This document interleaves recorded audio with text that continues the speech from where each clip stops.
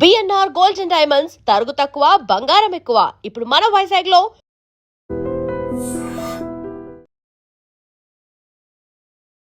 నమస్తే, welcome to I dream. నేను వలి. తమిళనాడు రాజకీయాల్లో మరొక సంచలనం నమోదు కాబోతోందా? ప్రస్తుతం సోషల్ మీడియా వ్యాప్తంగా తమిళనాడులో దీని మీదే చర్చ జరుగుతోంది. హీరో ధనుష్ కూడా రాజకీయ ఎంట్రీ ఇవ్వబోతున్నాడు అని. ధనుష్ ఒక కార్యక్రమంలో పార్టిసిపేట్ చేశాడు. వాళ్ళ అభిమానులందరూ కలిసి ఒక రక్తదాన శిబిరం ఏర్పాటు చేశారు.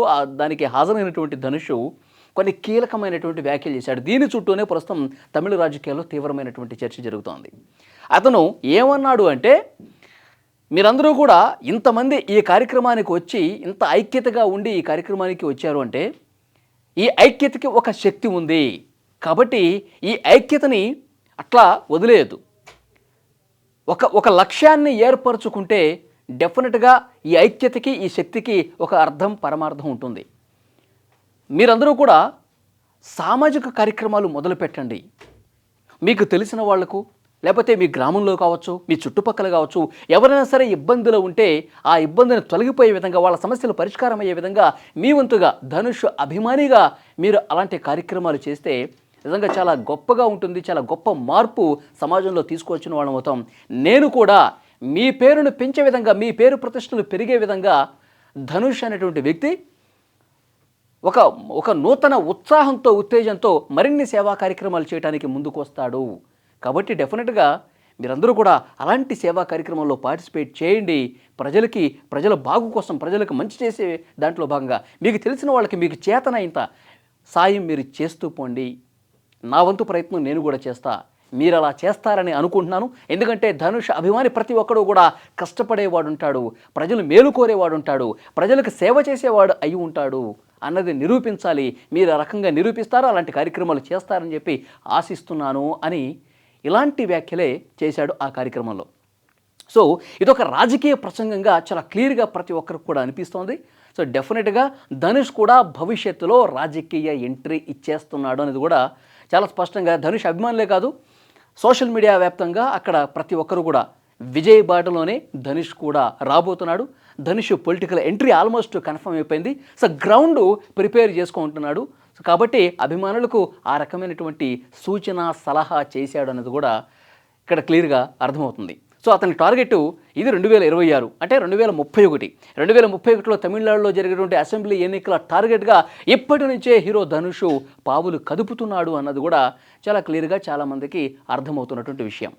మనకు తెలుసు, ఇప్పటికే చాలామంది హీరోలు తమిళనాడు రాజకీయాల్లోకి వచ్చారు. సో రజనీకాంత్ వద్దామనుకున్నాడు, కానీ ముందు వెనక అవటం వల్ల మళ్ళీ బ్యాక్ స్టెప్ అయిపోయి రజనీకాంత్ పార్టీ పెట్టలేకపోయాడు. తర్వాత 2 సంవత్సరాల క్రితమే హీరో విజయ్ పార్టీ పెట్టాడు. అద్భుతమైనటువంటి విజయం. సో తను పోటీ చేసిన మొదటి ఎన్నికల్లోనే అత్యధిక స్థానాలు గెలిచి తమిళనాడు ముఖ్యమంత్రి అయ్యి ఒక రికార్డు క్రియేట్ చేసినటువంటి పరిస్థితి ఉంది. సో అది ఇప్పుడు అక్కడ తమిళ రాజకీయాల్లో ఒక ఇన్స్పిరేషనల్గా కనిపిస్తున్నాడు హీరో విజయ్. ఇప్పుడు ధనుష్ కూడా అక్కడ మంచి చరిష్మా ఉన్నటువంటి హీరో ధనుష్, మంచి ఫ్యాన్ ఫాలోయింగ్ ఉంది, మాస్ ఫాలోయింగ్ ఉంది. ఆయన నటించినటువంటి సినిమాలకి నేషనల్ అవార్డ్స్ కూడా వస్తూ ఉన్నాయి. సో కాబట్టి పేరు ప్రఖ్యాతులు ఉన్నటువంటి మరొక నటుడు ధనుష్. కాబట్టి ఇతను కూడా వస్తే తమిళ రాజకీయాల్లో ఒక గొప్ప సమీకరణాలు రాబోతున్నాయి, గొప్ప మార్పులు రాబోతున్నాయి. విజయలాగా విజయం సాధించే స్థాయి ధనుష్కు కూడా ఉంది అని చెప్పి అక్కడ చాలామంది సోషల్ మీడియా వేదికగా ఈ వ్యాఖ్యల తర్వాత మాట్లాడుతున్నటువంటి పరిస్థితి ఉంది. సో ఇదే కార్యక్రమంలో నేషనల్ అవార్డ్స్ గురించి కూడా చర్చ జరిగిందండి. హీరో ధనుష్ నటించినటువంటి ఏదైతే రాయన్ సినిమా ఉందో దానికి డైరెక్టర్ కూడా ధనుష్. సో మొన్న రీసెంట్గా ప్రకటించిన జాతీయ అవార్డుల్లో ఉత్తమ తమిళ చిత్రానికి డైరెక్టర్గా ధనుష్కి జాతీయ అవార్డు వచ్చింది. సో ఈ ప్రస్తావన కూడా జరిగింది. చాలామంది ఈ రాయన్ సినిమాకి అవార్డు ఎట్లా ఇస్తారు, రాయన్ కంటే మంచి సినిమాలు ఉన్నాయి కదా తమిళ్లో మహారాజా లాంటి సినిమా, సత్యం సుందరం ఇలాంటి గొప్ప చిత్రాలు కూడా ఉన్నాయి కదా, రాయన్ కంటే బాగుంటాయి కదా, వాటికి ఎందుకు ఇవ్వలేదు, మళ్ళీ ధనుష్కే ఎందుకు ఇచ్చారు, ఇలాంటి విమర్శలు చాలామంది చేస్తున్నారు. సో ఆ సినిమాలు మంచివైతే ఉండొచ్చు, కానీ విమర్శకుల ప్రశంసలు కూడా అందుకున్నటువంటి చిత్రాలు కూడా అవార్డులు వస్తాయి కదా. ఒకే వ్యక్తికి తమిళనాడుకు సంబంధించినటువంటి ఒకే వ్యక్తికి 2 అవార్డులు రావటం చూసి ప్రతి ఒక్క తమిళ ఇండస్ట్రీకి సంబంధించిన వాళ్ళు కావచ్చు, ప్రతి ఒక్క తమిళుడు కావచ్చు గర్వపడాల్సింది పోయి నా మీద విమర్శలు చేస్తూ ఉన్నారు. ఇది ఎంతవరకు కరెక్ట్ అని చెప్పి ఇదే సభలో ధనుష్ మాట్లాడినటువంటి పరిస్థితి ఉంది. ఇంకొంతమంది ఇంకొక అడుగు ముందుకేసి ఏదో జరుగుతోంది వెనకాల, గ్రౌండ్ వెనకాల ఏదో మతలబు ఉంది, ఇతనికి అవార్డులు రావటం, ఇప్పుడు రాజకీయ ప్రసంగం చేయటం, అభిమానులకి సేవా కార్యక్రమాలు చేయాలని పిలుపునివ్వటం, దీని వెనకాల ఏదో మతలబు ఉంది అని చెప్పి విమర్శలు కూడా స్టార్ట్ అయిపోయాయి ఆల్రెడీ. ఎందుకంటే వరుసపెట్టి జాతీయ అవార్డులు రావటం అంటే కేంద్రంలో భారతీయ జనతా పార్టీ ఉంది, తమిళనాడులో భారతీయ జనతా పార్టీ అంతంత మాత్రమే. ఇక్కడ సినిమా వాళ్ళకి చాలా గొప్పగా ఆశీస్సులు అందిస్తారు తమిళ ప్రజలు. సినిమా వాళ్ళకి ఒక మంచి ఫాలోయింగ్ ఉంటుంది, జనాల్ని ఒక సమీకరించడంలో అద్భుతంగా జనాల్ని కార్యక్రమాలకి తీసుకురావడంలో, ఓట్లు వేయించుకోవడంలో గొప్ప పేరు ప్రఖ్యాతులు సినిమా హీరోలకు ఉంది. కాబట్టి మనకు కూడా ఒక మంచి హీరో ఉంటే బాగుంటుంది, మన పార్టీకి సంబంధించి, మన పార్టీకి కావచ్చు, మన పార్టీకి అనుబంధంగా కలిసి పనిచేసే వ్యక్తులు ఒక హీరో అయితే బాగుంటుందని చెప్పి భారతీయ జనతా పార్టీ ఏమన్నా ఆలోచన చేసిందా? దాంట్లో భాగంగానే హీరో ధనుష్కి సపోర్ట్ చేస్తూ ఈ విధంగా అవార్డులు ఏమన్నా ఇప్పిస్తుందా? భవిష్యత్తులో ధనుష్ పెట్టే పార్టీ భారతీయ జనతా పార్టీకి దగ్గరగా ఉండే అవకాశం కనిపిస్తుందా?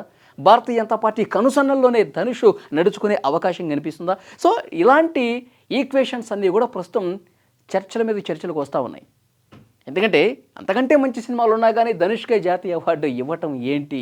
దీని వెనకాల రాజకీయ కారణం డెఫినెట్గా ఉండే ఉంటుందని కూడా చర్చ చేస్తూ ఉన్నారు. సో ఏదేమైనప్పటికీ నిన్న అతను చేసినటువంటి, ఇప్పుడు భారతీయ జనతా పార్టీ ఉందా లేదా అన్నది కూడా కాలమే సమాధానం చెప్తుంది. ఇప్పుడు సరైనటువంటి ఆధారం ఇప్పటివరకు అయితే లేదు. ఇట్లా ఊహించి చాలామంది విమర్శలు చేసేవాళ్ళు ఉంటారు కాబట్టి ఆ విషయం మీకు చెప్తున్నా.